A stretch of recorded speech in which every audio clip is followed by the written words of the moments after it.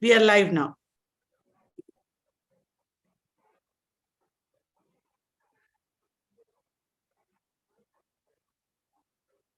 A warm good evening, all, and happy Pride. As it is Pride Month, we are celebrating the memories and fights of LGBTIQ people in worldwide. Welcome to Cultural Studies Research Forum monthly talk. Cultural Studies Research Forum, inaugurated on 13 April 2021, is non-profit enterprise started by Vallat, largely operated with student initiative. Cultural Studies Research Forum aims to promote free public lectures and discussions in various aspects of research and to increase the awareness of students in cultural studies. From new research areas to new literature, from current advances in multidisciplinary studies to the latest theoretical terminology, from poetry to dance, music, and food, Cultural Studies Research Forum is happening place to gather and experience this rich diversity. CSRF also serves as an active assembly to enhance one's communication skills, expressivity, critical thinking, and even suggest future avenues for creative research. Several engaging talks are conducted under CSRF, which entertains as well as enriches our views on different cultures and practices. And here today we have the famous and dear Vasudhendra, is a Kannada literature's first openly gay writer and often says that he is neither left nor right and not even straight. I copied it from internet, sorry, because I searched for the intro part and all, but I didn't want to, tell or express the way usual way, like he's so and so. That's very common. So as I said, this is Pride Month, and we have you here. Mohanaswamy is very close to me personally as a gay, openly gay person who works with Waller and who is, associating with Cultural Studies Research Forum. And today and this moment is very precious and personal for me. As we know, Mohanaswamy is not only among the best example of gay and regional literature, but also one of the best meditations on the pleasures of inhabiting the new Indian century. Wire noted about Mohanaswamy. So, as a software engineer turned literature publisher, we are here to learn, listen what you have on personally, professionally, and all. I would like to quote Marsha P. Thompson. Marsha, maybe you're familiar with Marsha. She is the one who created history through the riot in America that initiated pride memories, pride moments. History, Marsha says, history is not something you look back at and say it was inevitable. It happens because people make decisions that are sometimes very impulsive and of the moment. But those moments are cumulative realities. So let's begin with, you, sir, Vasudhendra. We have Vasudhendra today. Sorry, I'm excited. That's why. I can. And and please, the floor is yours. And today we have a special topic, history and the common man. And I would like to invite our chief guest on behalf of CSRF and Dr. Kalyani Vallat and the whole team of Vallat. Please, sir. Hey, hi. Thank you very much for that wonderful introduction. So I'm so happy. I can see that how well you are connecting with my book, the Mohanaswamy. And that's the case with many of the men, both because it's been translated to various languages like Telugu, Tamil, Malayalam, Marathi, and even Spanish and English. I keep getting calls and texts and messages appreciating that book. That's really very, very dear to my heart. So one thing I would like to start, though this is a Pride Month, I'm so happy. I'm speaking on behalf of, on the occasion of a Pride Month. I'm pretty open, out and proud gay man. But the topic which I'm covering today is slightly different, though there are some queer issues which I'll be touching here and there. But that's not the main focus, because this whole month I'm speaking on the queer related topics and I'm talking about that at various places. So I thought, let me take a different topic for this discussion. To start with, I would like to tell you my connection with Kerala. Okay, I have some interesting connection with Kerala. I wrote my first story in Ernakulam. Okay, so I never knew that I'm going to be an author. And I wrote my first story sitting in Ernakulam. Okay, so that's something. I worked in Ernakulam for 1.5 years. I was doing an automation of an hospital, which is there. It's called as Medical Trust Hospital, I think, MTH. So I used to work as a technician to automate their processes. At that time, it was my very, very low time. Like, I didn't know whom to tell my concerns, whether to open up or talk about my sexuality or not. Like, so it was that kind of a period. It's something like 95, 96. That's the time you were famous movies like Ten Marvin Kumbatu, Manichitratal, so all those got released. So I used to watch those movies, though I don't understand Malayalam, but I used to go and watch those movies, and I became a big fan of all these Fazil and Priyadarshan. So they used to make films at that time. So during those time I was there. So I have a lot of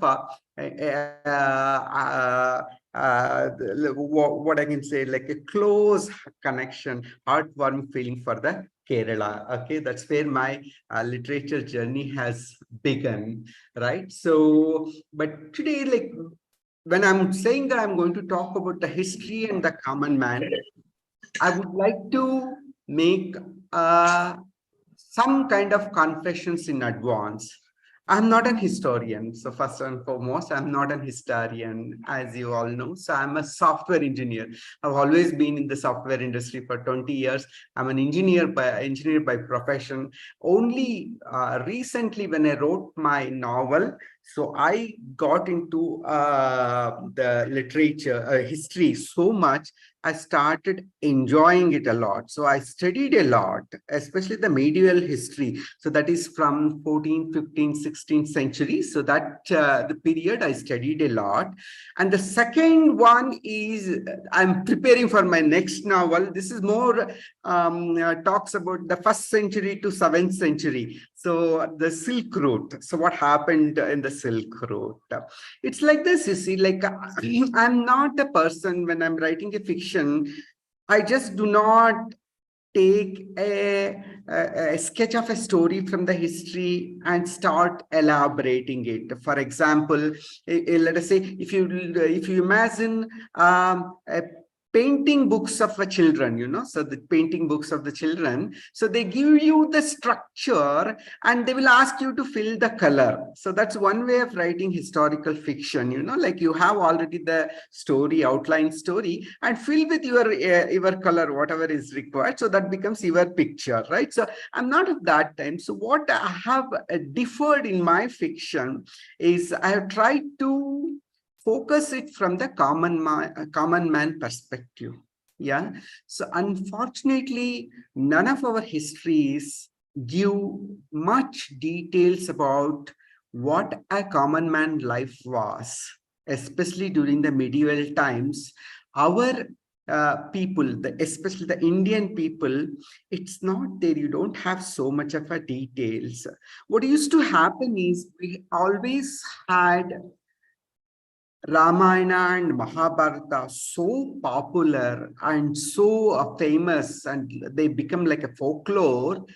in one way, it was a boon that we had such a great epics at such an early stage, and they have always been our epics. But on the other way, I consider them as a kind of a curse as well, because people didn't took courage to write anything other than that most of the time. Most of the Sanskrit scholars and later Kannada scholars, so whoever the vernacular scholars, they've always focused on those topics. Okay, so that really had a problem for us to understand what the life of a common man was in those periods. It's very tough.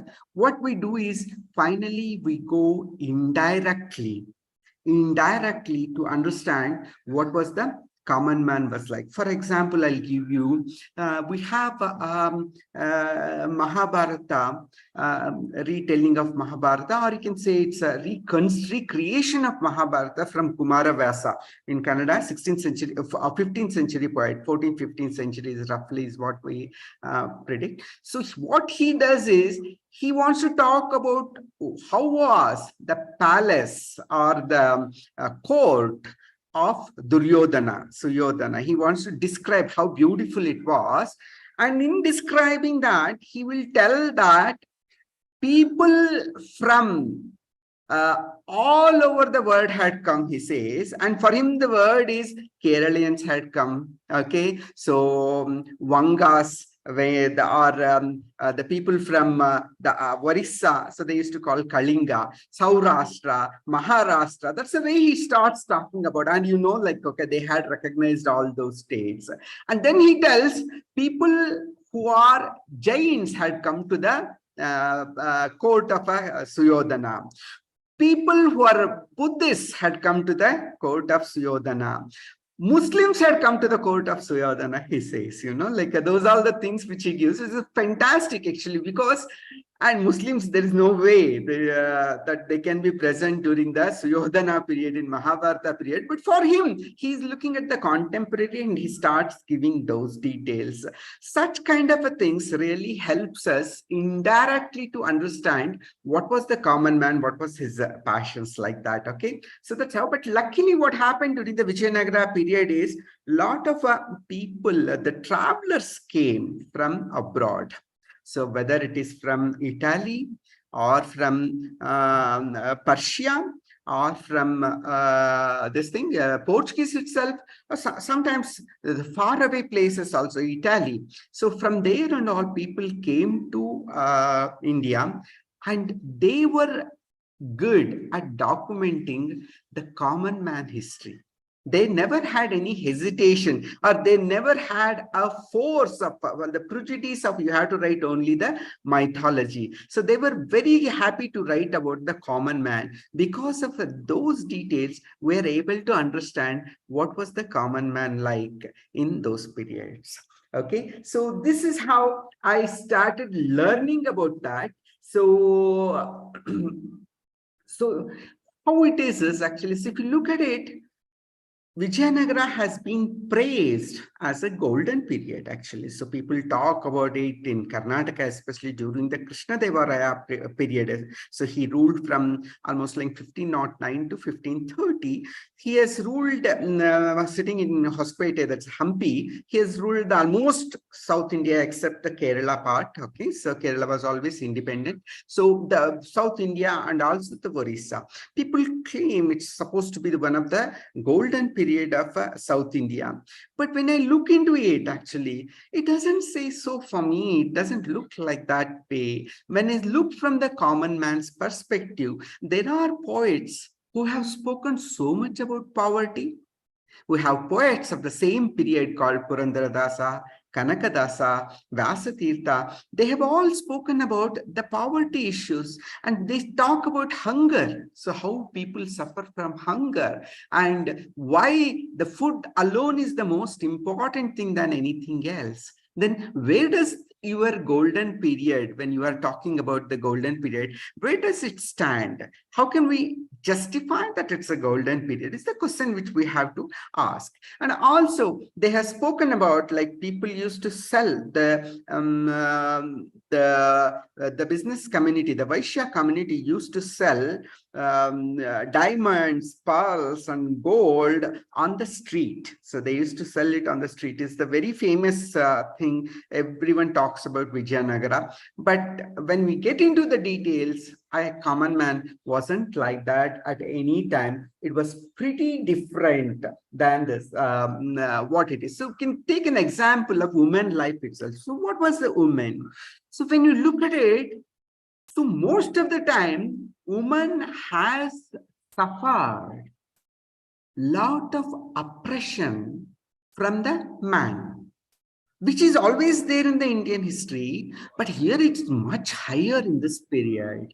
So we'll come to know through the sati practice, which was present during that time. We get all this. Sati is a practice where a wife of a woman, she will die along with her husband when he dies. Either she jumps into the fire, or she will be one is jumping into the fire, another one she goes into a pit, and they will close her, means alive. They will bury her alive along with her husband body. So this is what we see. So both of them were there. People who were practicing the cremation, so they used to go for jumping into the fire. The woman used to go into jump the fire, and the people who were practicing the burying of the dead body, so there the woman was buried alive. Those details are plenty in the Vijayanagara period. Even till today, we see Masti Kallu, the stone of Mahasati. So that's where we come across everywhere. So what was it? How could she do that? And the details are very scary for me. When I read those details, they say, these travelers say that the woman used to go happily and jump into the fire.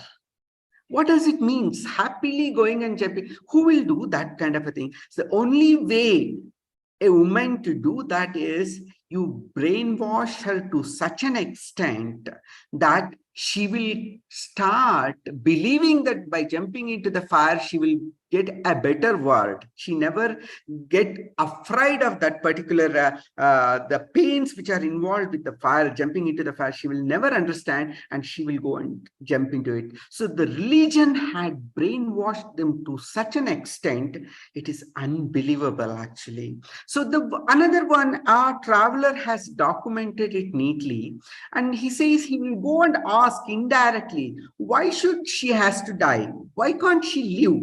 Is the question he asked. Why do you people have the sati practice? So he will tell in a secreted way, so so that you should not disclose this truth to anyone else. He tells, one of the Indian tells there, saying that, see, women are very tricky.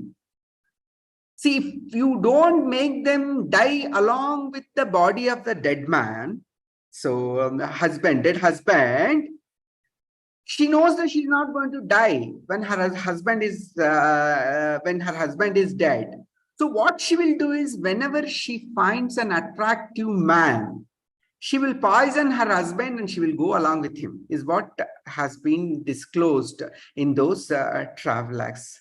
That means to oppress a woman from her desires, the body desires, or whatever it might be, to make her to be in chastity. So they have gone to this kind of extent. So, and does it mean that a man was much better than the woman? A common man was much better than the woman? It doesn't look like that for me. For example, there were the practices of Lenka, and also there were practices of something called Garuda. So what they are all, these Garudas, Lenkas are kind of a protectors of a king. So they take vow saying that in case if our king dies, we are also going to die along with him. So they have to take a vow, you know, so they had to vouch for it. And it was in such an extent that the wars were very high. So repeatedly war used to happen.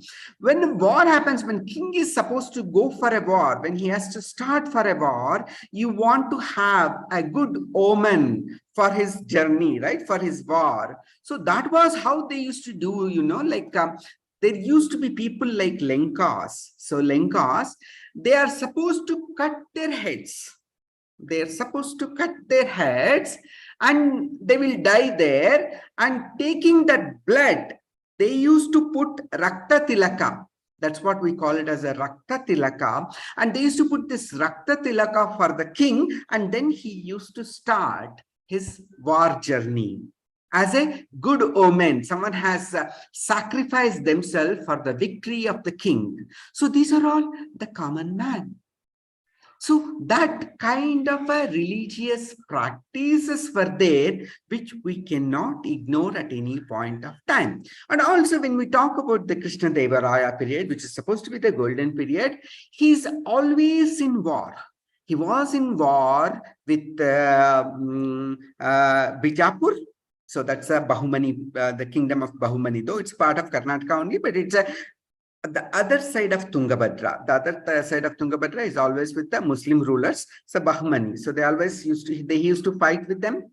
Kalinga is Varissa. Varissa is very much a Hindu kingdom, and they were very much in the Hindu practice. But the war doesn't look for any religion. There won't be, that doesn't take much importance. They used to go and fight with them as well. So Kalinga war had happened frequently, and near the Srirangapatna also, there are many wars which have happened. If a king is always busy with the war, and just imagine how many young men were involved in the war. War becomes a profession. Actually, war becomes a profession, and according to the details which we have, the war details which we have, so many young men have died in this war. Not only just men, actually, it's not only just men.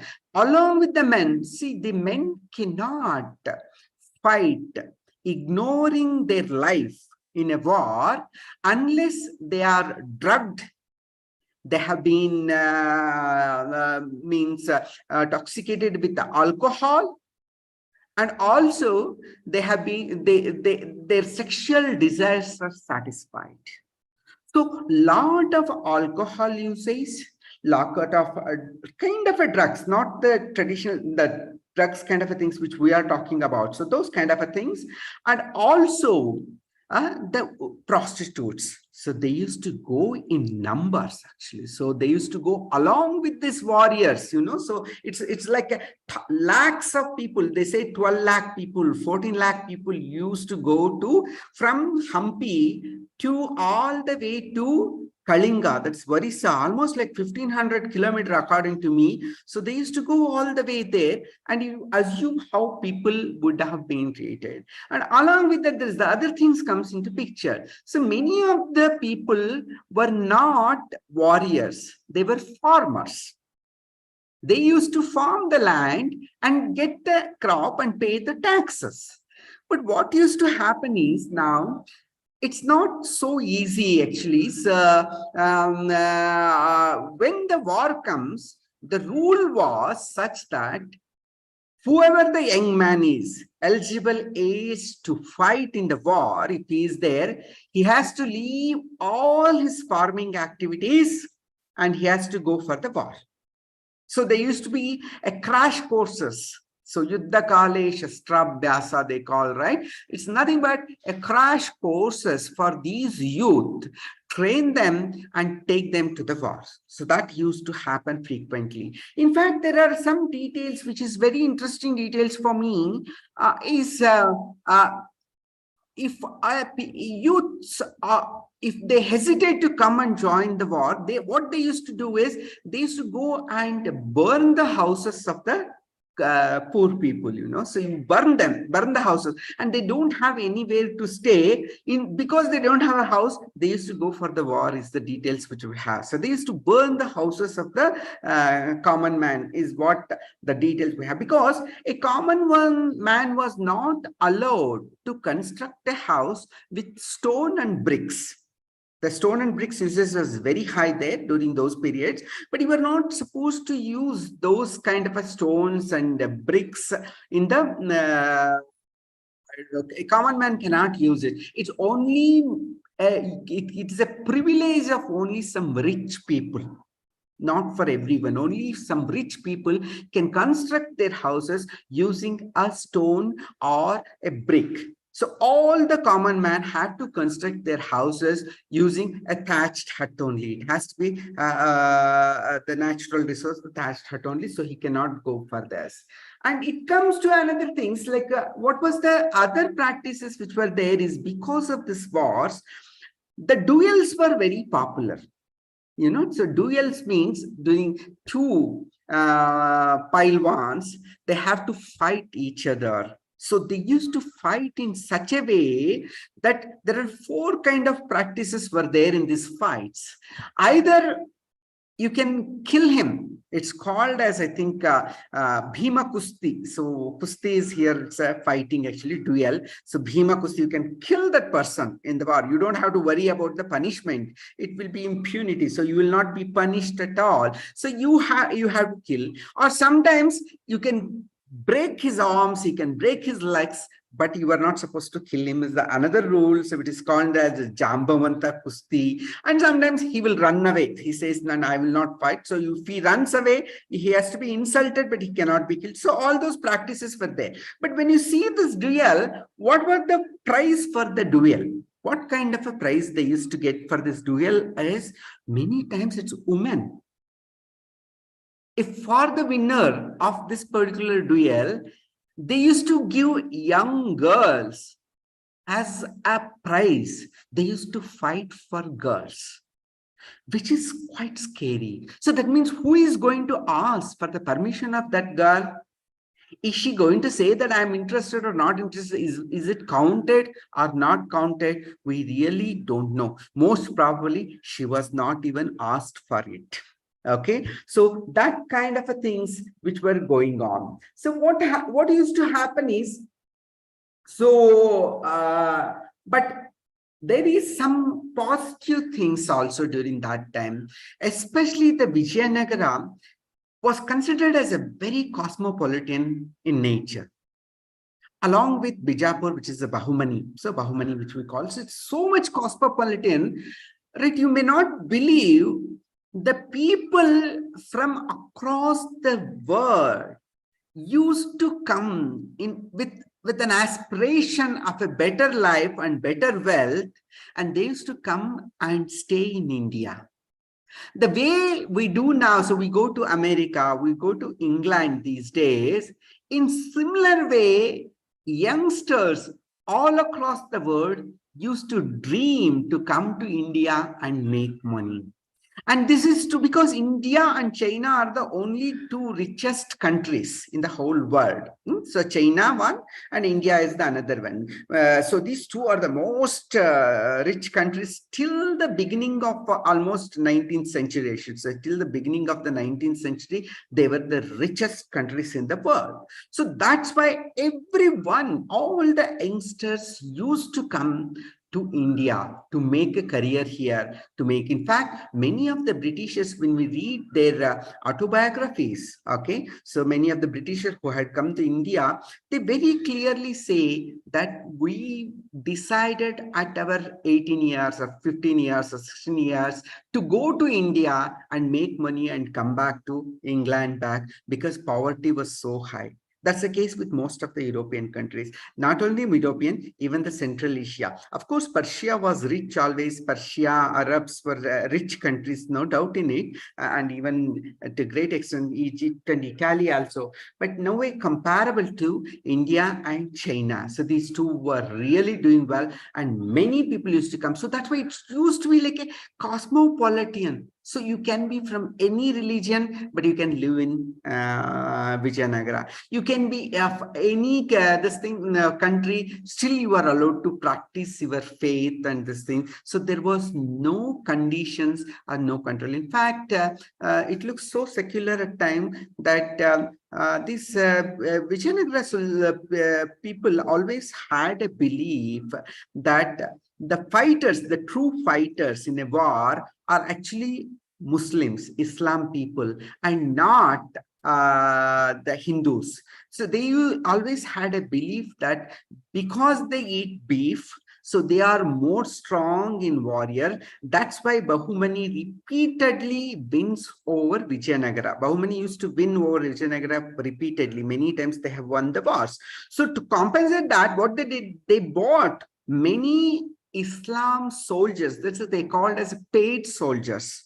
Paid soldiers. They fight the war when you pay them. So there is no other thing. So you just have to pay them. So they will come. They call as mercenaries also. So now today's Russia, you see that news which is there, right? So they are also paid soldiers actually. So if you pay, so whichever the country which asks them, so for them they were ready to fight. So because of that one, so they all came to India, means Vijayanagara, and they were able to live the Muslim life actually. So we have even masjid in Hampi. So there's a nice masjid is there, and the cemetery of the masjid around it. And also they were allowed to eat beef, and they were well mixed with the Hindus also. We have so many edicts which tell about these details. Though we say that the religion, secularism was there, but caste wasn't there. Within the Hindu society, caste is always a problem. So upper caste, lower caste, and all these varnashrama dharma, everything we can see in great details. Each caste has tried its level best to upgrade themselves, to get the respect from all the other communities. They have done quite a lot. But what about the low-end people, especially the what we call as scheduled castes, antyajas? What were their conditions? It looks to be bad. We get a story from Kerala, so not from actually not much from the Vijayanagara. So, but I got one heart-touching story from Kerala. So it is like you all know the Calicut king Samudri. We call him Samudri, right? So Jomarin, they used to call, the foreigners used to call him as a Jomarin. So we used to call as Samudri. So because he is the owner of the sea. So what happens is when the Vasco da Gama comes all the way from Lisbon to Calicut, that itself is a big story. So when he comes here, he realizes that he doesn't know Malayalam language, right? He doesn't know the Malayalam language. Now, what is the only way for him? Who knew their language, the Portuguese language? Only people who are Arab. So Arabians, some of the Arabians were able to speak that similar language. If not exactly the Portuguese, something Spanish or some of those languages, they were able to speak. So now what they have to take is, they have to take them as an interpreter, you know, the translator, and then they have to do the business. Samudri was willing to give them an opportunity to do the business, but their problem is they want to eradicate all these Arab and Persian traders. They just didn't want any of them to do business with Calicut. And only the Portuguese have to do the business. That was their intention. So that's why he was not ready to trust these Arab peoples, right? So he was not willing to trust these Arab peoples. What he does is, when he is returning back, he kidnaps some people, the fishermen he kidnaps, and he takes them back to Lisbon. One of them, he thinks that he knows Malayali, so we need to teach him the Portuguese. So what they do, as soon as they take him, they convert him into Christianity or Judaism, one of those religions. So those two religions were there, were dominantly there. One of that religion, he gets converted, and he learns the Portuguese. That was not difficult for him. So he learns the Portuguese, and he comes back. They come back. Now what happens is, at the Samudri Palace, he was stopped. Vasco da Gama was stopped, not the Vasco da Gama, the next viceroy who comes. So he was stopped, prevented. This fisherman was prevented to enter the palace. The reason, because he is an Antaja. He might have been converted as a Christian. He might have been converted into a Jew, whatever it might be. He might be knowing the Portuguese, but he cannot enter and look at the face of Samudri. That was the order which comes. So this gives you an idea how the caste system was so strong during that period. So that's the one thing which is really the caste, the barriers and the language barriers. But I would really wonder, how could so many languages survive during that time? So there were so many people with various languages. Even Chinese used to come, especially the Kerala. So Kerala border, even Chinese used to come once upon a time, and then they stopped later on. After the 15th century, they stopped coming to India because of various reasons. Within they become the closeted society, so that doesn't get opened up with others, right? So that kind of a things which we have. But others, especially from all the African countries and Middle East countries and the European countries, we had so many. The globalization which we talk about was much higher during those days than today. Today, you cannot expect a foreigner to come and start constructing a fort here to start his business. We don't allow anyone to do that one. So we have our own rules and regulation which you have to follow, and then only, and we will monitor you, we will audit you. Otherwise, you cannot do the business. That's the way. That time it was not there. Automatically, the Portuguese comes and they build a fort in Cochin. They build forts in various Goa and all without any permission. Nobody is there to give you permission also. So it was much more global. It was much of a globalization during that time. In fact, one of the king of India, this his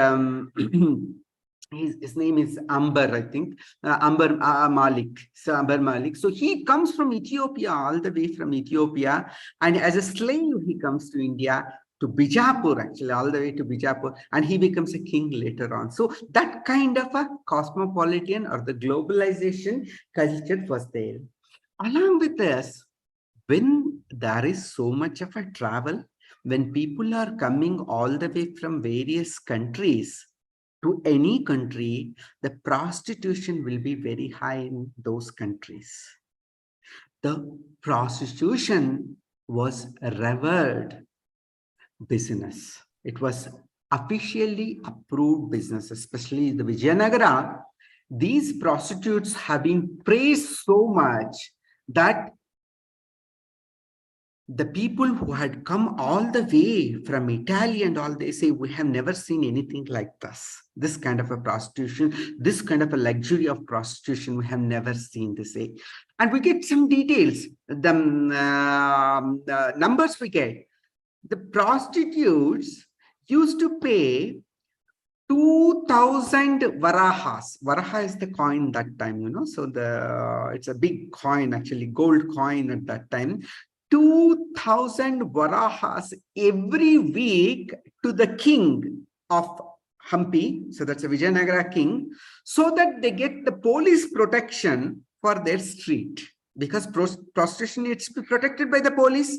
Otherwise, what's happened? They don't have men, right? So anybody can come and harass them, So bad elements will be very high in the prostitution red light area. So they used to get the support from the king. And when they are dying, so when they are dying and they don't have anybody else to take over their properties, they used to write bills where they used to dedicate all that amount to the king.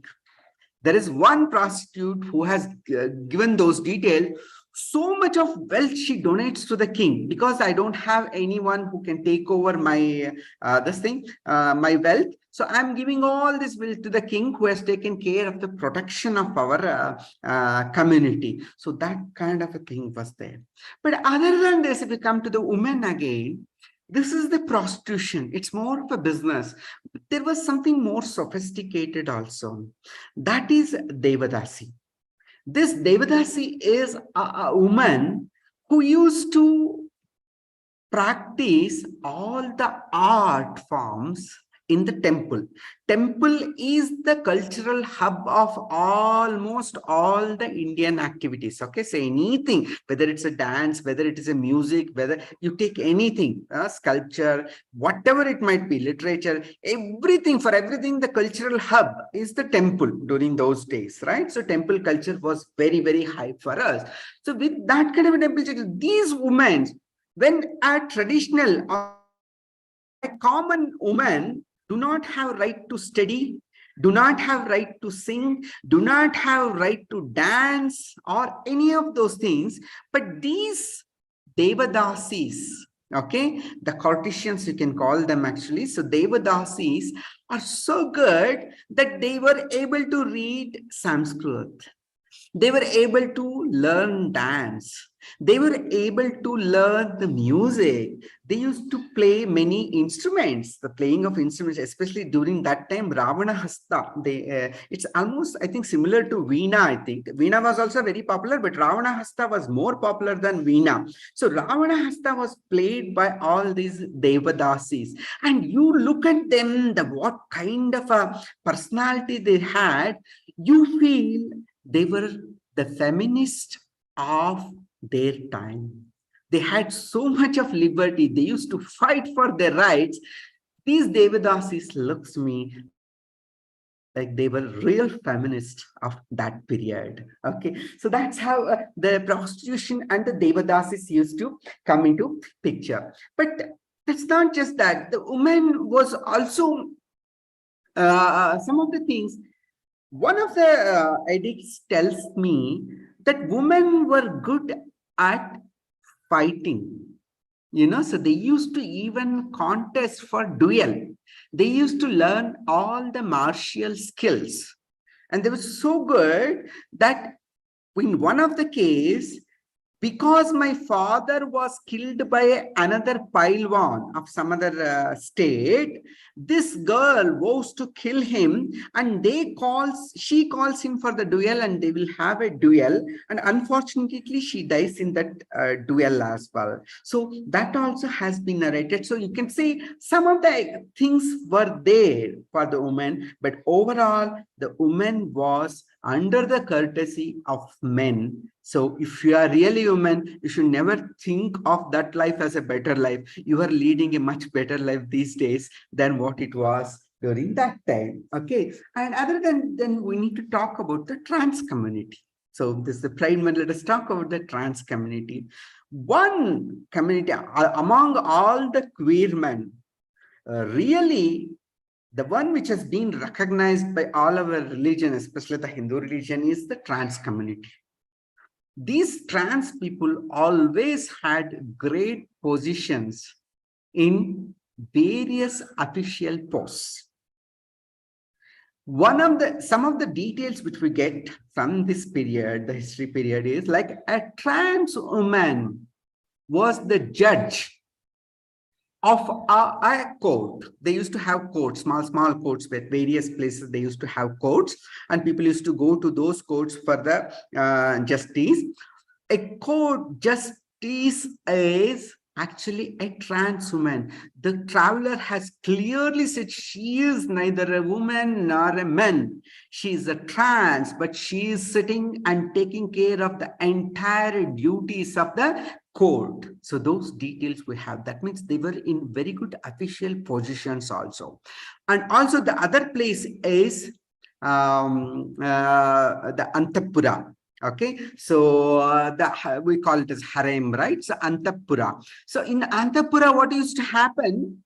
The woman needs, there was a practice started in mostly during the Hoysala and then with the Vijayanagara period is protecting these women within the palace means means they should not be allowed to go out at all. This practice was not there in India before. What has happened is these Hoysalars and Portuguese, they started the copying the culture of the Persia. Okay, in the Islam culture, they started practicing. So they had such practice where women should not go outside the house, right? So these kings also started following the tradition, I feel, I believe so. Even historians suspect that. That's why they were not allowed to go out at all unless there is an occasion. If there is a specific occasion which has been marked by the palace, then only they used to go outside. Otherwise, they were not supposed to go on their own to outside. To who will look after them? Who will protect them? So you cannot nominate a man for them, for the harem. So the best thing for that is have all these trans women people. So have the trans women people, and then they will take care of all the queens of the palace. That's how the reality was there. And it was so cruel. The men was not allowed. It's such a thing. Like when, if I assume that a queen got a son, okay, any of them, any courtesans also used to stay there only. One of them become pregnant and they will have a son. If it is a son, he can stay in the harem in Antapura only till the age of 10. After 10, he was not allowed to meet his mother also. He has to come and stay separately. So, because they used to even suspect a 10-year-old boy as well. You know, so they were not allowed inside the harem. So that kind of a practice was there. So these are all the kind of glimpses I get about the Vijayanagara. I'll spend another 5 or 10 minutes talking about the Lisbon. Okay, was Lisbon better? No. Though the caste system is not there, religion fighting was very high there. You believe me? Jews were hated from long back. It's not only during the Hitler period. Even it's much, much before the Jews were hated by the Catholics always. And there were few Jews, pretty big number actually were there in the Lisbon and entire the Portuguese. Because what happens, Spain eradicates them. So Spain tells them to go away from the Spain. Don't stay within the Spain. If you want to stay in the Spain, you have to get converted into Christianity. The Jews say no, and they come along the Nile River and they take the heaven of the Portuguese. The Portuguese will be good for them because these Jews are always the businessmen, business community. They knew how to make money. They were always going to become rich. Even though they stay along with the Catholics, they used to become very rich. So these, once you become a rich, naturally the others will hate you. So there will be a clash between rich and poor always. So the Catholics, being their own citizens of the Portuguese, they were not having the business control. So now what happened is, till then, so they somehow they had control. But what happened? Vasco da Gama came to India. He discovered the route to India, right? We only the glorification of it we see in our history textbook. Our history textbooks are very bad. He is a criminal actually. The Vasco da Gama is a great criminal. Because you people are, most of you are from Kerala, you might be aware of those things. But still, is such a criminal. And when he finds out and he takes so much of wealth back, spice back, they say the amount which they got with this particular travel, the Vasco da Gama's travel, is 60 times more than what was invested by the King Manuel. Manuel was their king. Okay, it was 60 times more, 60 times more than they had invested. That much of profit they got because of the spice trade in one ship journey. So when Vasco da Gama and his relegates, when they come to here with, I think 6 ships, they come in 6 ships, if I'm right. So much of wealth they make, and later on, that's why they keep coming. There is so much of problem traveling in the sea. It wasn't easy at all. Remember those days where there is no power. power has not been generated at all.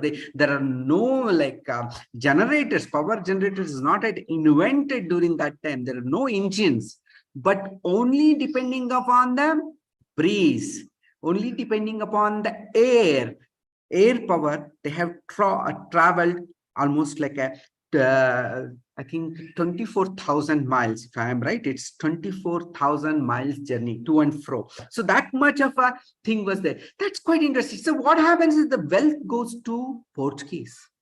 When wealth goes to Portuguese, the Catholics becomes much more aggressive over the Jews. Because when you have money, you have power and you become aggressive.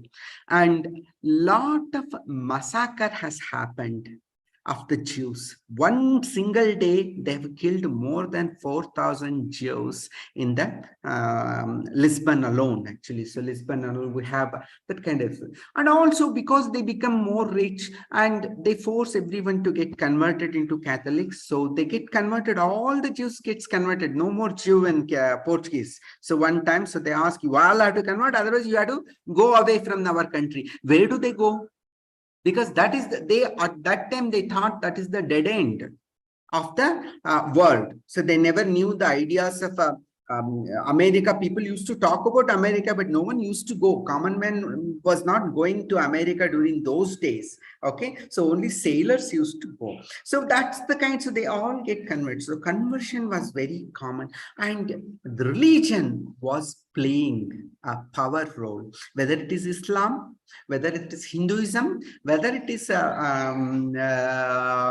Christianity, each religion has played a power role in the medieval period. So common man was always brainwashed, or he was always afraid to cross the borders, means cross over the religious boundaries. It was very difficult for anyone to think of that situation. But Sailor was quite an interesting person.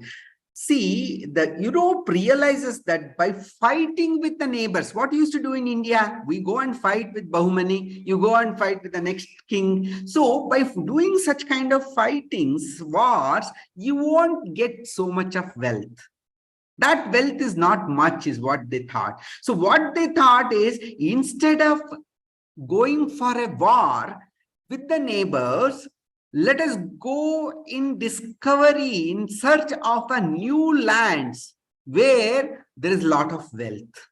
So that is why the ship business becomes so popular in the Europe. They started going and finding out the new lands where there are people, because they didn't know the entire world map. Nobody had a map also. Very crude map was there at the 15th century. Okay, so they started going to various countries. That's how the Mexico was found out, the America was found out, and also Brazil. Portuguese go to Brazil. So Brazil was found out. So these are all the things, and because of that, we got so much of vegetables also. Like the common man, you just look at it, it's so funny. The Portuguese or the Europeans came here mainly for the pepper, right? So pepper was grown along this coastal belt. So both Kerala and Karnataka were very good at production of the pepper. But very interestingly, they introduced chilies to us. Chili was bought from, they get it in Brazil, I think. It has come from Mexico. So from Brazil, they have bought and they have introduced the chilies to us. The chilies which they introduced us has taken over the pepper so easily in India. We use more chilies these days than the pepper. Once upon a time, there was no chilies. 500 years back, you just take 500 years back, there were no chilies in India. It was only pepper, actually. Pepper was our spice. But now it has become chilies, which was introduced by the Portuguese. It's an irony, but that's how it is. When I talked about the sailors, who were these sailors? Why there were so many sailors were there? Because it's a very difficult, and many used to die. 50% of the any ship journey, 50% used to die because of the seasickness, So the blood starts coming everywhere, So that's a scurvy. They call it a scurvy disease, because of a lack of a vitamin C. They used to get scurvy. Still, people used to go. So why this was happening is, see, there was a lot of prostitution used to happen in these European belts also, whether it is Portuguese, whether it is Spain or other African countries also, prostitution was very high in these coastal belts. Because of the prostitution, many kids used to born, and prostitutes didn't want to take the responsibilities of these boys. If it is a girl, they will take it, because the girl also can be converted into a prostitute down the line. If it's a boy, they don't want. So they used to leave those boys on the seashores. Such boys somehow used to grow up.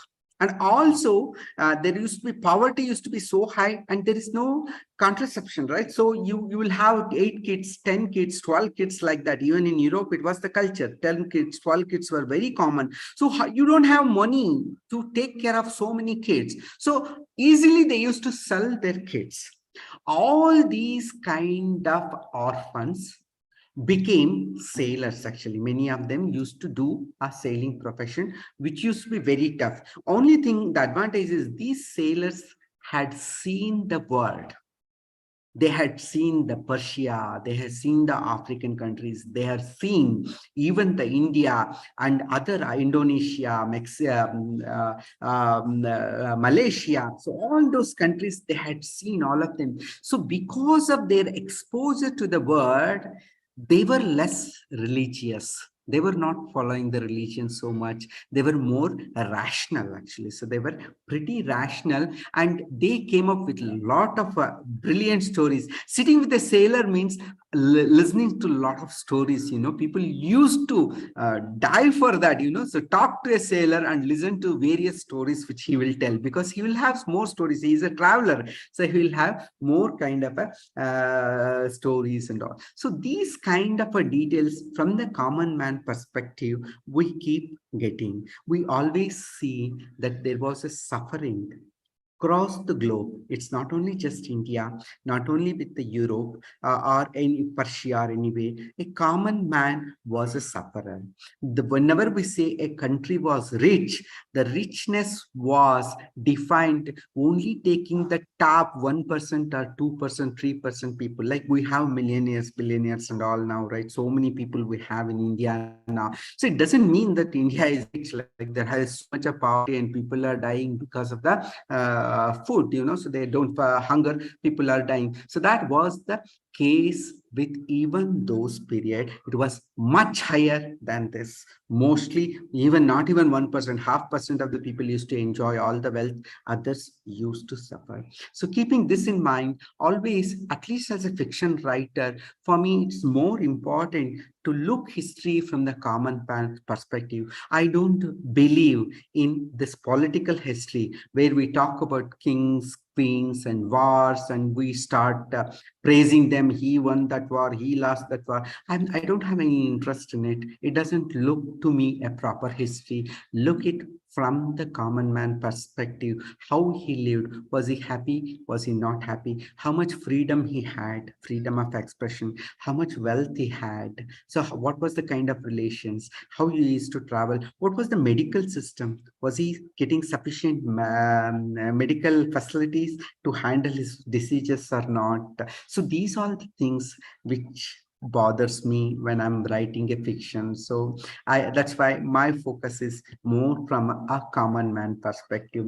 I do have much more things to cover, actually. So 1st century to 7th century, this Silk Route, but this will be heavy for this session. I will conclude it here and I'll open it for the question answer session.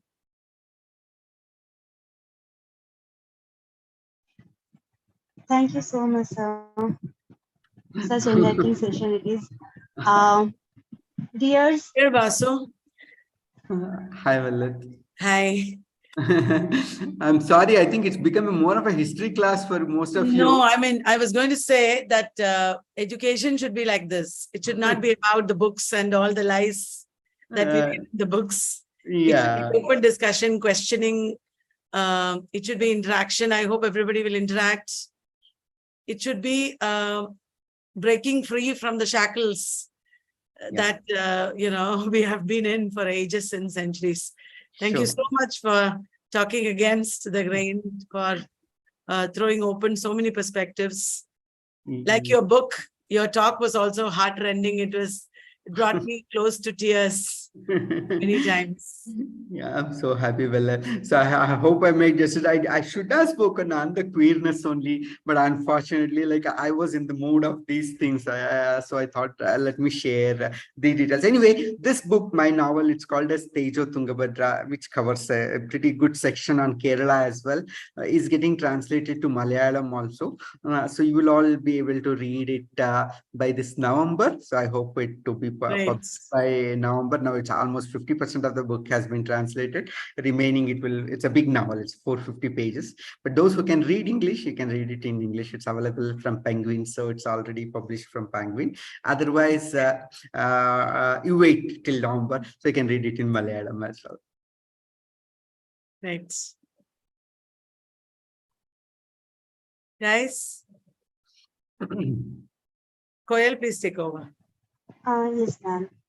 So friends, if you have any query, doubts, which you want to ask, sir, please, you can unmute yourself, or you can just give your query the chat box.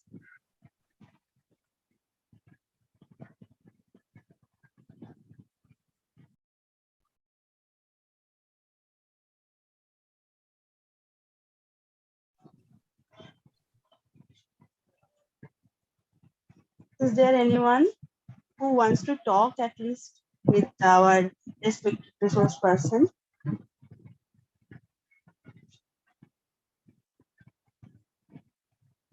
Can you tell us a few authors or works where we can read these alternative histories of the common man? Yeah. There are many history books which you can read. There are many people who have written. So the historians of 1940 actually. So in India, few historians came. One from Karnataka, one from Tamil Nadu, one from Andhra Pradesh. All three of them. So one is called as we call him as a Salatore in India, and his book was published by England actually. So he's a Indian historian, but it was published from Cambridge, I think. So you can follow that particular book. But the best thing which I can do is I will share all the book details which I have. You can read for these common man history. I'll send the bibliography to you. I'll just email to you. So please share with the others as well, rather than me telling here like that. I'll send a detailed bibliography which I have followed. There are many who have written about the common man, but still you have to go indirectly. Many times in Indian this thing, you have to go with indirectly. And also it's a period where Jainism was declining in Karnataka. Karnataka was always dominated by the Jain rulers. If you go for 9th century, 8th century and all, 10th century, so Jainism was very popular and they were the most powerful people in Karnataka. But it started declining. Jainism started declining during this period, medieval times, and Hinduism took over. So it's very interesting. So there is always a fight between Jains and Hindu. See, history, when we read in many times, we get carried away saying that there was always a fight between Muslims and Hindus. That's not the case. There was always a war or the fight among the common man between Jains and Hindus. And Shaiva and Vaishnava, that fighting was too much actually. So they used to fight all the time for the rights actually, Shaivism and Vaishnavism. In fact, in one of the cases, I can tell you, in Chidambaram, Tamil Nadu, Chidambaram, it happens, the king decides to shift A Garuda Gamba, the pillar we call, no? Garuda pillar we call, Garuda Gamba we call. So that Garuda Gamba from one temple to another temple, one belongs to Shaiva and another belongs to Vaishnava. The opposition for that was so high that 32 men jumped from that Garuda Gamba, which will be so high, no? So tall, Garuda Gamba, and 32 men died, and one woman cut her tongue in opposing the shifting of that Garuda Gamba, the pillar which will be standing on the. So that kind of fight was there in India, so Shaiva Vaishnava. So don't always imagine that it's a fight means it was between Muslim and Hindus alone. No, within ourselves, the religions and the castes used to fight heavily during those periods. Sir, namaste. Namaste. Sir, you talked about Purandaradasa and Kanakadasa, about food, how they expressed in their songs. I wanted to ask you about if you have touched Akka Mahadevi, even she was a great feminist. Yeah, she's a great feminist, but her period is slightly different. Okay, so her period is a 12th century period, actually. So they were all the great people of Karnataka who were like Ambedkar almost, you know. So Ambedkar, how he fought against the caste system. So like that, the Vachanakaras, we have the 12th century Vachanakaras, they have fought against the caste and discrimination among the people. They have said everyone is same. So you can become a Sharana. Sharana is the one who is the follower of their tradition.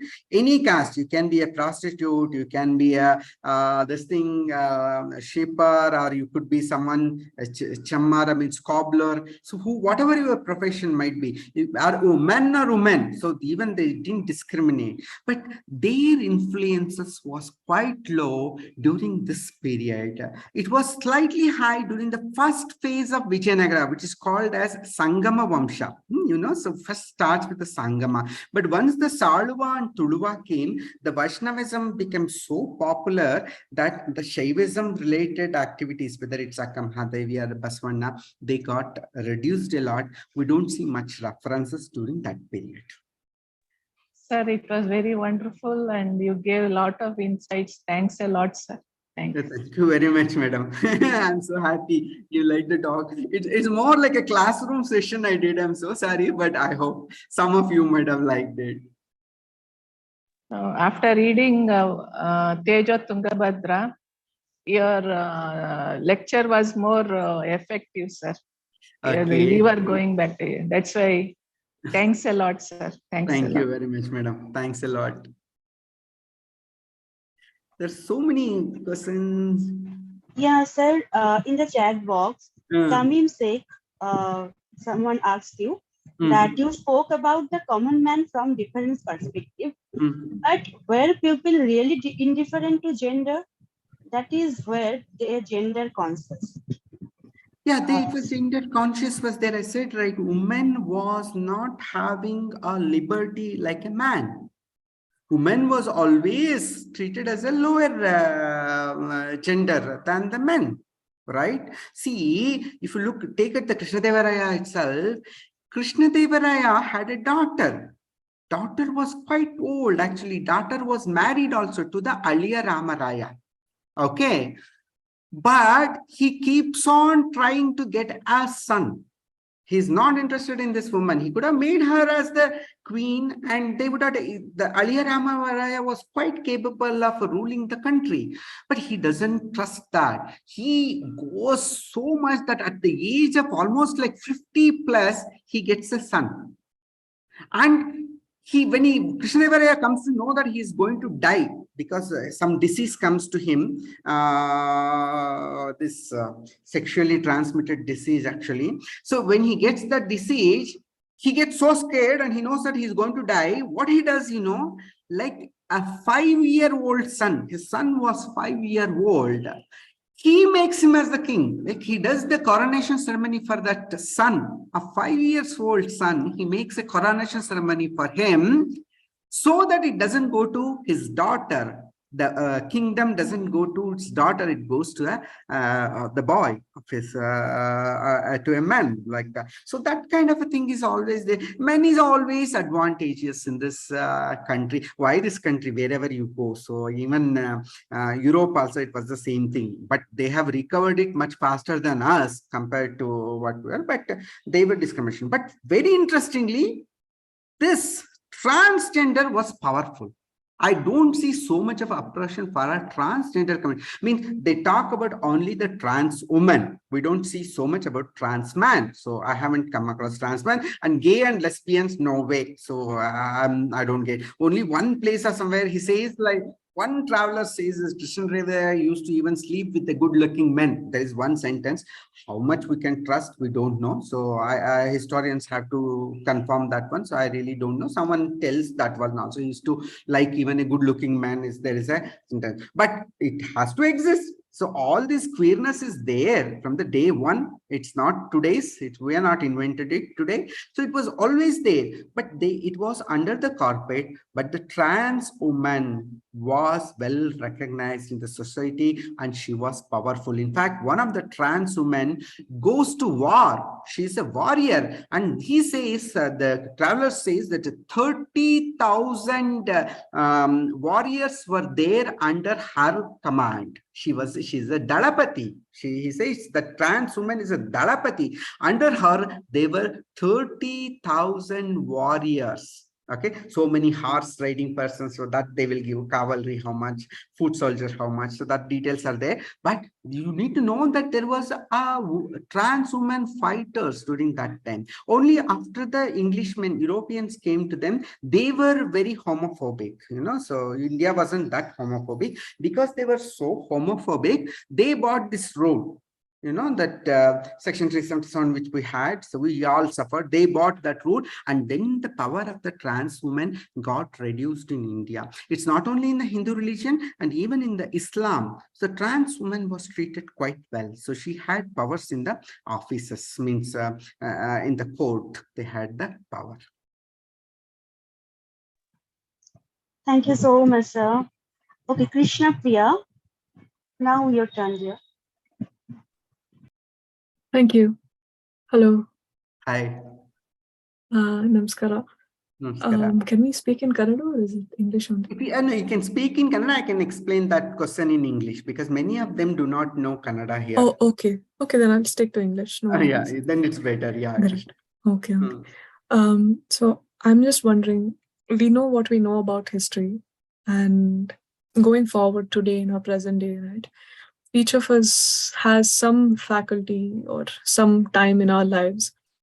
What are some practices, some practical ways that we can, doesn't matter what my gender is or what my sexuality is, or what are some ways we can make it more equitable as a society for women today, that what practices can we do that will help?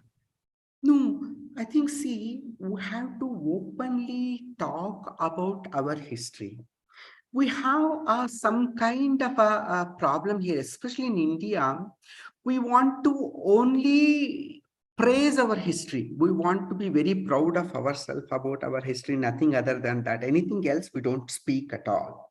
Nobody talks about Sati so openly, but we talk about the other things, right? But you need to talk about all the matters, how the woman life was at various periods. Okay, men or women for that matter, whoever it is. So what was it that you keep reading it, so you will get it. So once we start reading, every details gets opened, because we don't read so much. That's why we lack that knowledge. And openly talk about it, at least in small groups. I don't know how much freedom we have to publicly speak such issues. I really don't know, but at least among our groups, we need to get aware. So history is there for us to understand and not to repeat those mistakes. We have seen so much of mistakes which have been committed during the history, so much, but we are not learning from those mistakes. We are only taking the pride elements. What we are doing today, is there anything about so much proud about us, our achievements? You question about it. Like, still we are not in a position to allow the same-sex marriage. right? So we have so much of opposition for the same-sex marriage.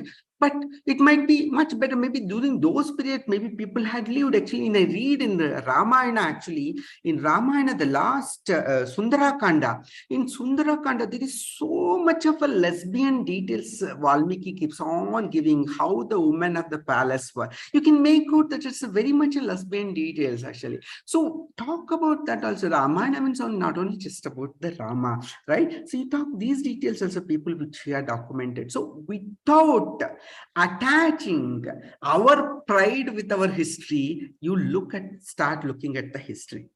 It's nothing to do with me. There's people who had committed, and it's the case with every country. If Germans stops talking about the Hitler, what does it make sense? It doesn't make any sense. You have to. So they accept it. We have killed so many. So this is what has happened. We don't want to repeat this. They have put the boards also. When I go to this, where the Jews have been killed. So if you go to those places, Holocaust places, they have put the board. It should never happen again. It's a German government, right? But still, German people only, most of the Nazis have done it. But still, they're able to accept their mistakes.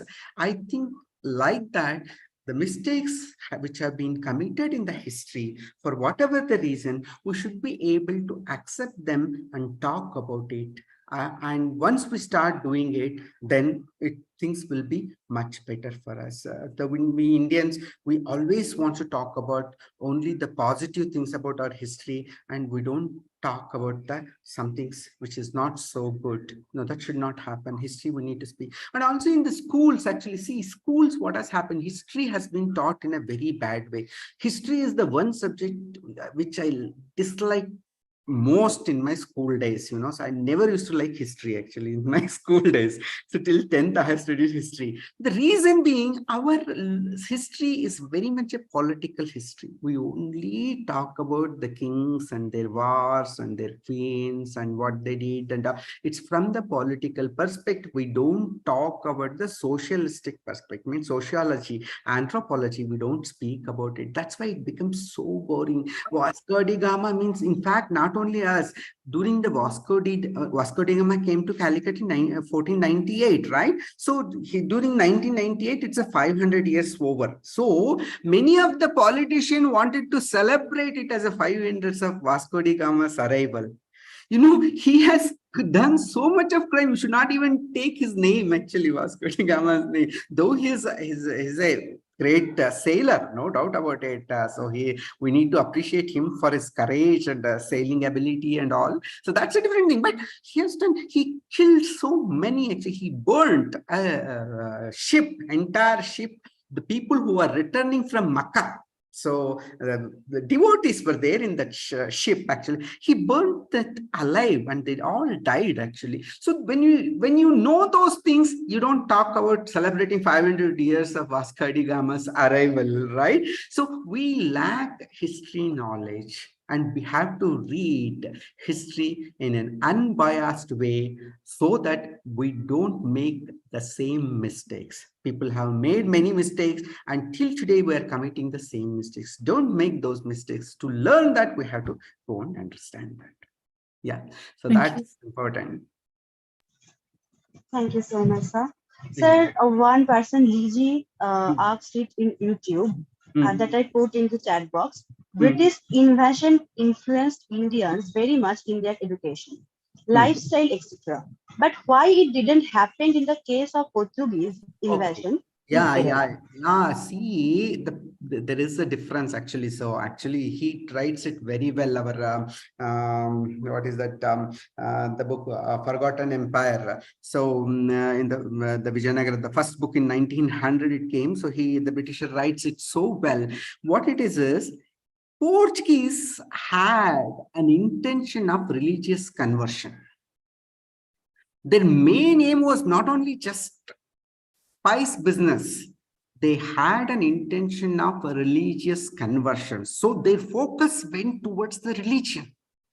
But British didn't have that mindset. They realized, see, the British have come 100 years later. 1498, Portuguese came, and 1598 or 99, the British comes. The first ship of British comes then. But they make it very clear, we are not going to play with their religion.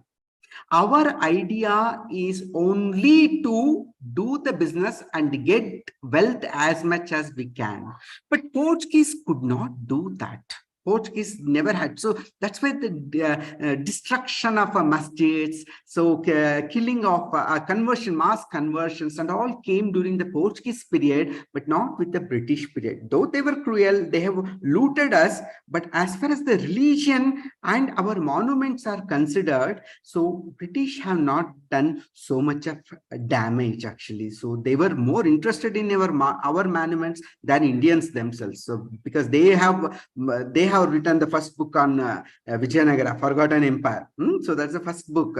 The Bellary DC writes that particular book. Okay, so Sewell, Robert Sewell is his name. So he wrote that book. So that kind of a carefulness was there with the British. So that's why it didn't happen. So British was much better, much tolerating person, secular, but it wasn't the case with the Portuguese, and that could be the difference. But Portuguese are the first people who came. So 1498 was so early actually, the same time when Columbus went to America. He went in 1492. This guy came in 1498. So that's but of course America today, what it is very different from what India is today. But still at that time, you remember, people made fun of Columbus because he didn't discover the route to India, and he has gone to some vague place where there are not sufficient people also. People make fun of Columbus and they praise Vasco da Gama. He is the real hero because he has found a route for India. But today, nobody respects Vasco da Gama. So Columbus is more respected there in America because he has discovered America. America has become more important these days, not the India. But anyway, these are the histories. But that's the reason why Portuguese became more like a villains actually. So they became not only with the Hindu religion. First of all, they didn't know that there is a religion like Hinduism. Believe it me, when Vasco da Gama came, he was taken to Bhagavati temple. Okay, so he had an impression that all Indians are Christians. He thought they're all Christians. For some reason, all the Europeans used to think that Indians are Christians. They didn't know that Hindu religion. They didn't know about the Hindu religion, right? So he says, even when he returned back to Portuguese also, he didn't know that we were Hindus. So he writes, after getting into the Bhagavati temple, he says, their churches are very different. Their church angels have many hands.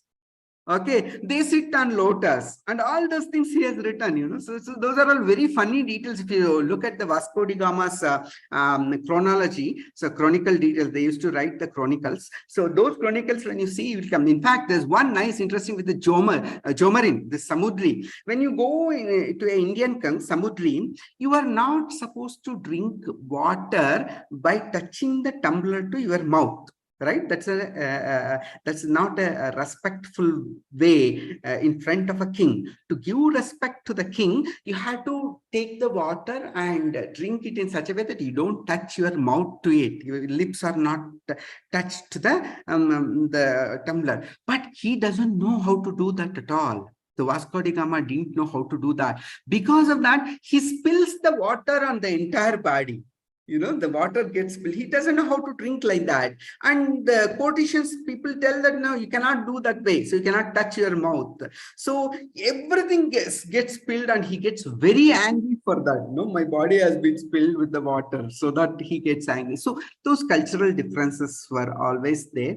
But what we need to do is that religion has played a major role during that time. Where Muslims also, so much of massacre has been done on Muslims, actually more than Hindus. Muslims are massacred by the Portuguese.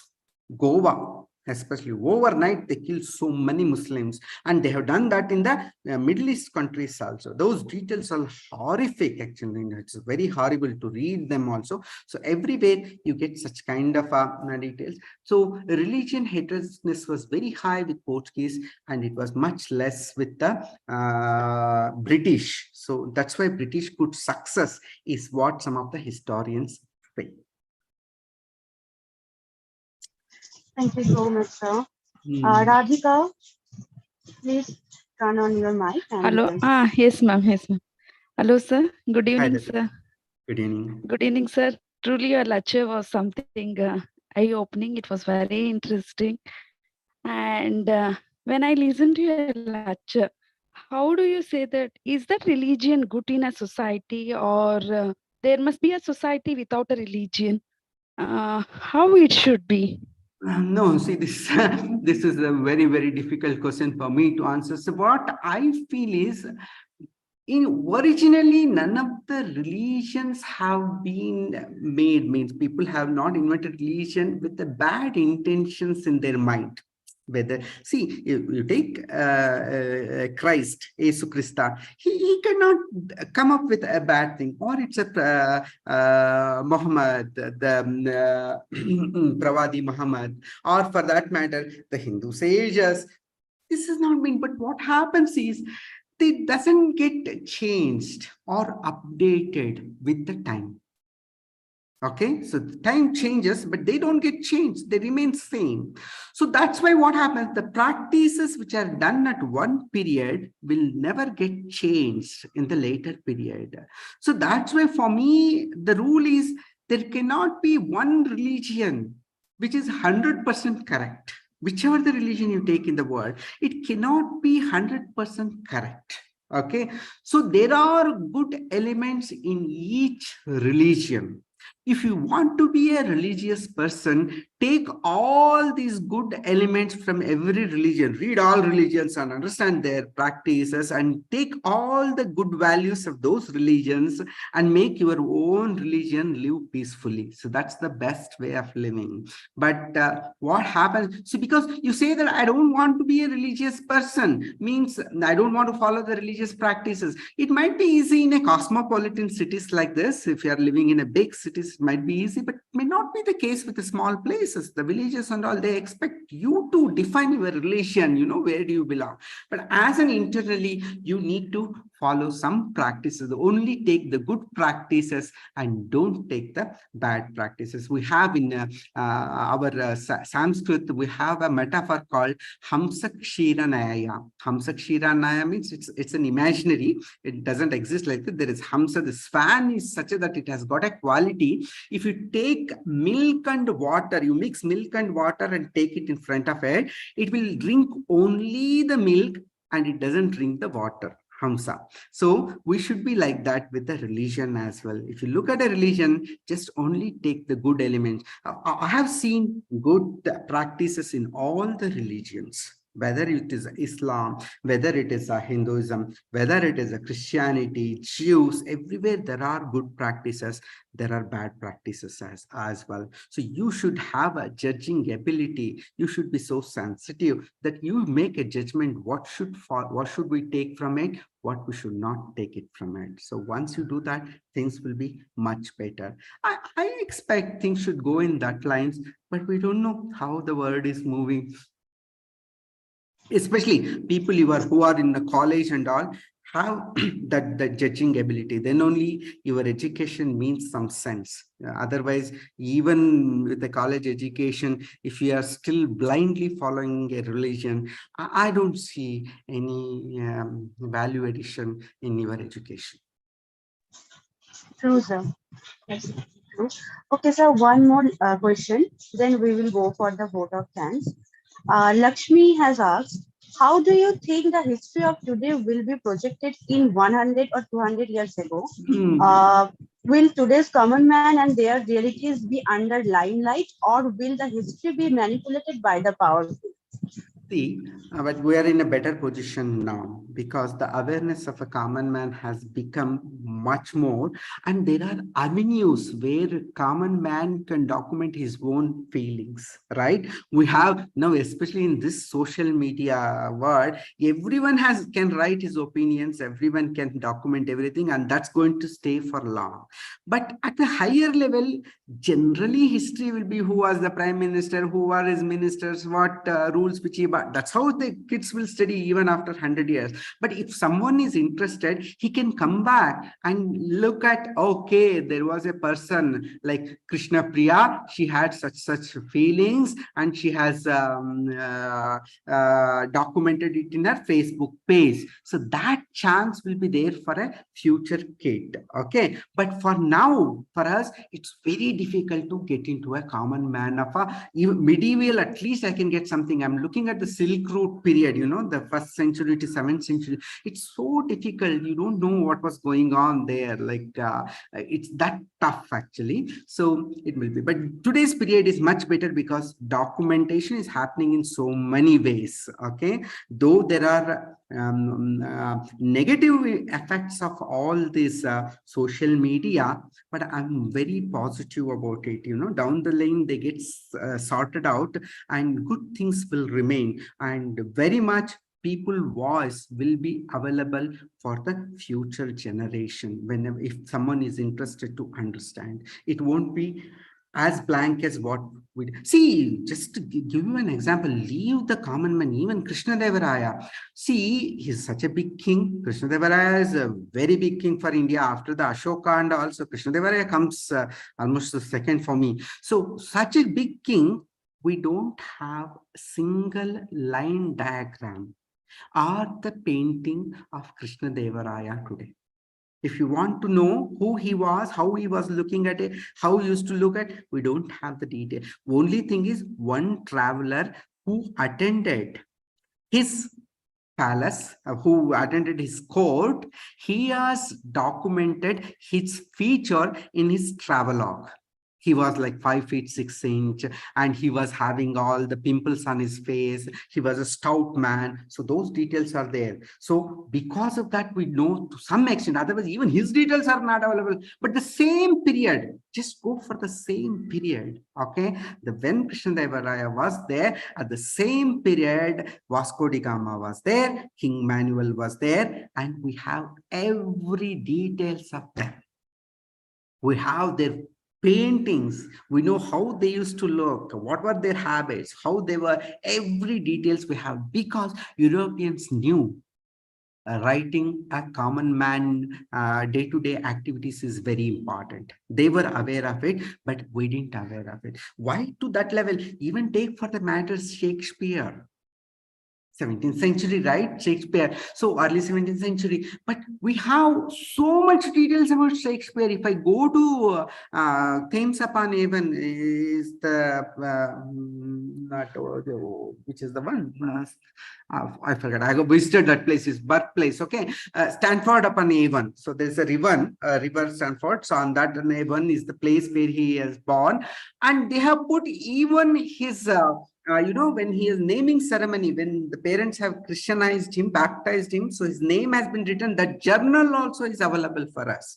And the same period we had the Saint Purandaradasa and Kumaravasa, such a great poets of India. So they are all very great poets. Do you have any details of them? Nothing.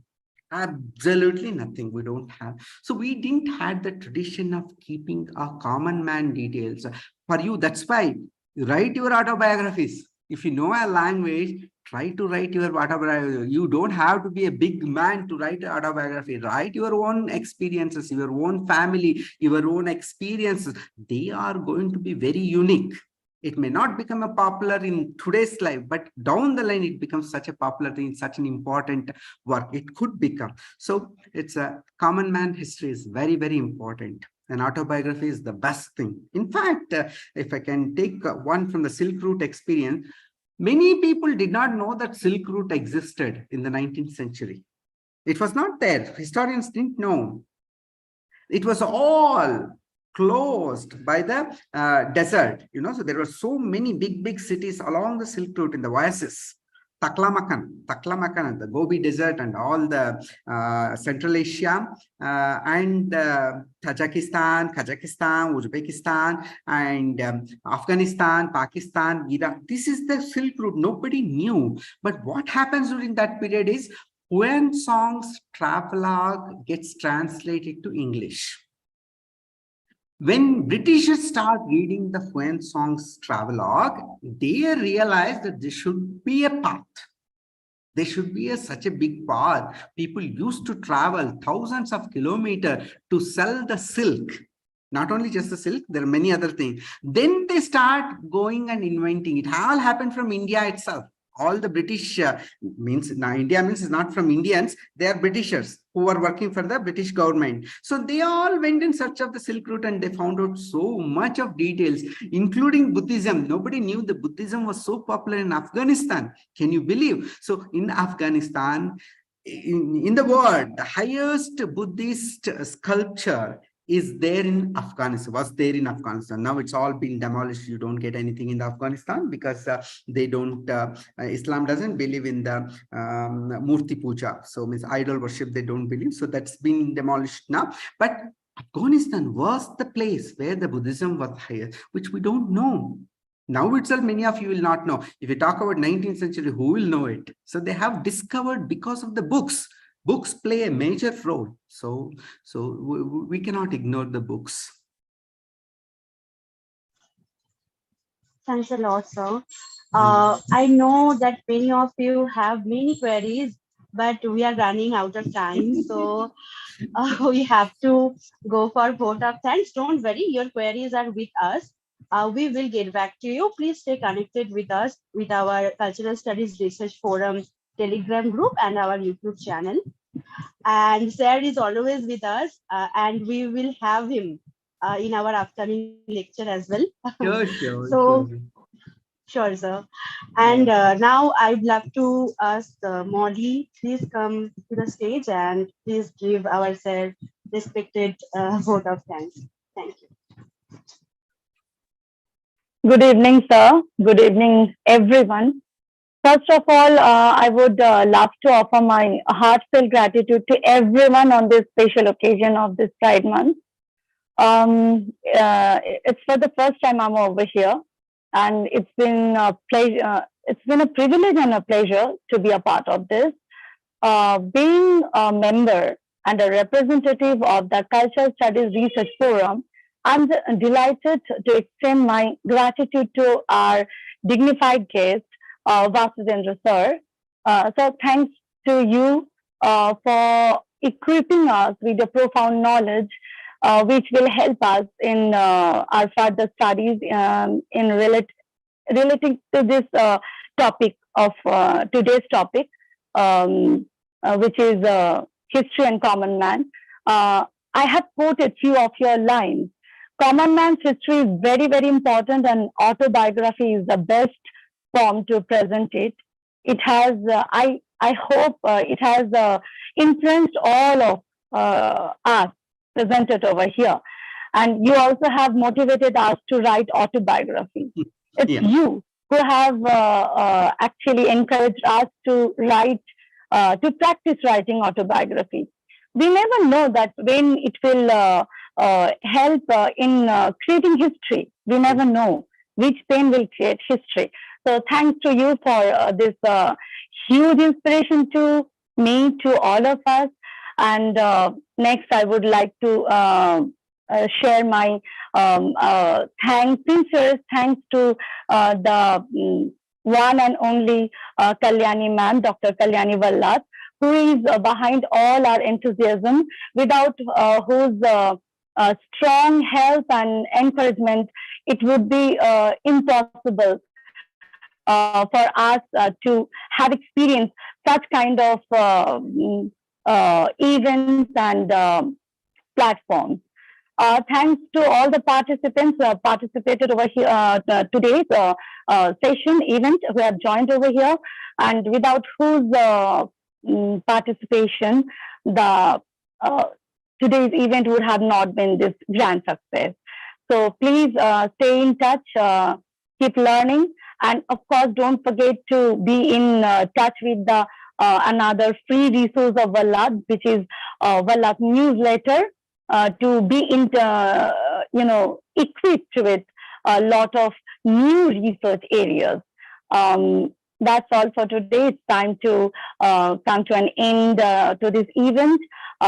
Take care, everybody. Have a great evening ahead. Thanks to all of you once again, and see you all. I hope we will meet again in this kind of discourses of yours, sir, and keep learning. Thank you. I also would like to thank everyone. Okay, so Prajit and Kallani ma'am, all of you who have participated, and many of them from Karnataka also have joined, so I can see their names and all. So I'm very happy. So if there are any questions, please share with me. I have a responsibility to share the bibliography, so which I'll be sending it across to Prajit. So all the books which I have referred, it might be helpful to many of you. Okay, thanks a lot. Thank you, dear. Thank you. Bye. Thank you so much. Thank you, Vasu, and thank you all the organizers, Thanks a lot. especially Thank you, ma'am. Bridget and Goyal. Your untiring efforts have been keeping CSRF live and very useful to everybody. I hope all of you will share this video with your friends, and please subscribe to our channel so that we can keep on doing more good things like this. Thanks, man. Sure, madam. Thank Sure. you very much. Thank you. And happy Pride out again. Bridget, you can end the session for all.